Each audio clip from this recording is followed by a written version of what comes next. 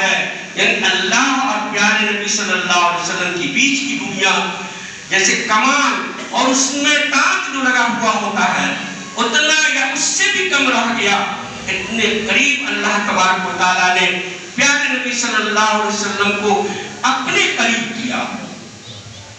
یہ خصوصیت صرف ہمارے نبی صلی اللہ علیہ وسلم کے ساتھ ہے، دنیا میں جتنے نبی آئے ان کو اس خصوصیت سے نہیں نوازا گیا، اتنی بڑی خصوصیت سے نہیں نوازا گیا کہ اپنے اتنے قریب اللہ تبارک و تعالیٰ بلا لے۔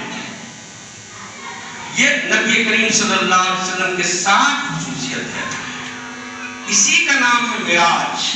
اس کے اندر دو لفظ آتا ہے، ایک اسرا کا لفظ ہے، ایک معراج کا ہے۔ واقعہ یہ ہے کہ پیارے نبی صلی اللہ علیہ وسلم حضرت ام ہانی کے گھر آرام فرما رہے تھے، فرشتہ آیا، آپ کو جگایا اور لے گیا حرم کے اندر۔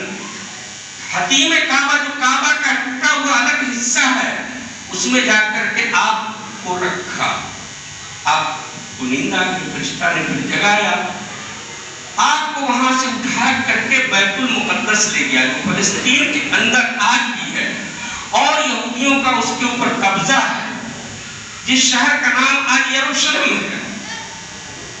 بیت المقدس لے گیا اور بیت المقدس میں جانے کے بعد پیارے نبی صلی اللہ علیہ وسلم کو حضرت جبرائیل نے کہا کہ آپ 2 رکعت نماز پڑھیں، آپ 2 رکعت نماز پڑھیں۔ اس کے بعد تمام انبیاء کرام علیہ السلام جو حضرت آدم سے لے کر کے حضرت عیسیٰ تک آئے، سب کے سب وہاں موجود تھے، سب لگا کے بیٹھے ہوئے تھے۔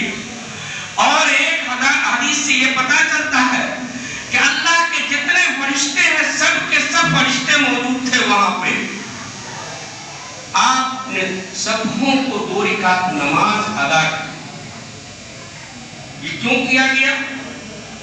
آپ نے پڑھا ہوگا یا سنا ہوگا، امت محمدیہ کی اتنی بڑی فضیلت ہے، تمام نبیوں نے یہ دعا کیا، اے اللہ تو مجھے نبی کے بجائے امت محمدیہ میں پیدا کر۔ اتنا بڑا امت محمدیہ کا درجہ ہے، عہدہ ہے، نبی رش کر رہے ہیں، کاش کہ میں امت محمدیہ میں پیدا ہوتا۔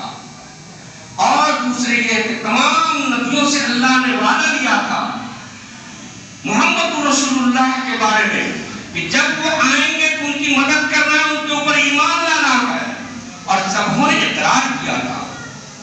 اب یہاں پہ اللہ کو دکھانا یہ مقصد ہے کہ جناب محمد رسول اللہ صلی اللہ علیہ وسلم امام الانبیاء ہیں، امام الملائکہ ہیں، اللہ کی تمام مخلوقوں کے امام ہیں، آپ مقتدا ہیں اور سب کے سب مقتدی ہیں۔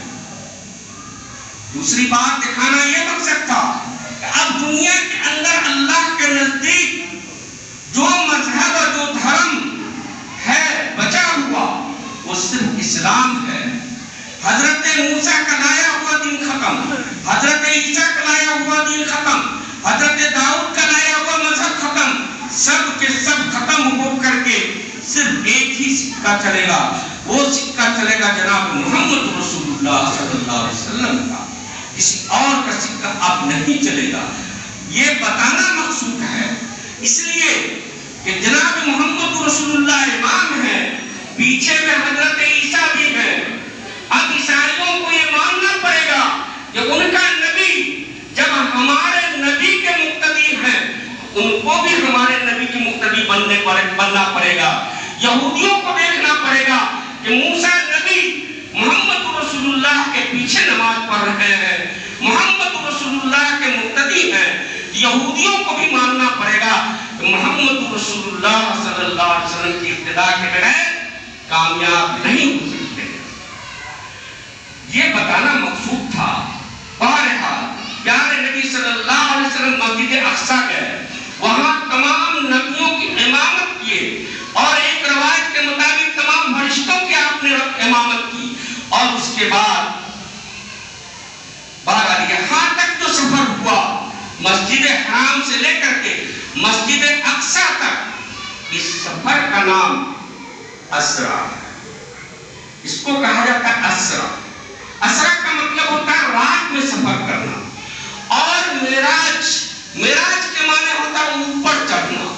پیارے نبی صلی اللہ علیہ وسلم مسجد اقصی سے اب براق کے ذریعے اوپر چڑھتے ہیں، پہلے آسمان پہ جاتے ہیں، آدم علیہ السلام سے ملاقات ہوتی ہے، دعا سلام اور استقبال ہوتا ہے۔